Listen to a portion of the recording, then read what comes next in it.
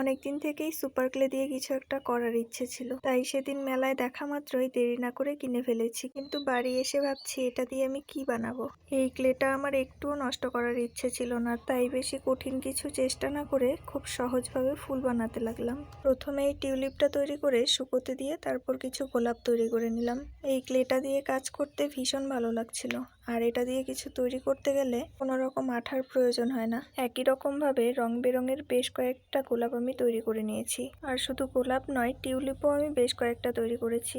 এই ফুলটা তৈরি করতে করতে টিউলিপটা শুকিয়ে গেছে, আর এটা সৌন্দর্যটা আরেকটু বাড়ানোর জন্য আমি উপর দিক থেকে একটু ব্লাশার লাগিয়ে দিয়েছি। ক্লে দিয়ে শুধুমাত্র এই ফুলগুলোই নয়, আমি আরও একটা জিনিস তৈরি করেছি, সেটা তোমাদের সাথে নেক্সট ভিডিওতে শেয়ার করব।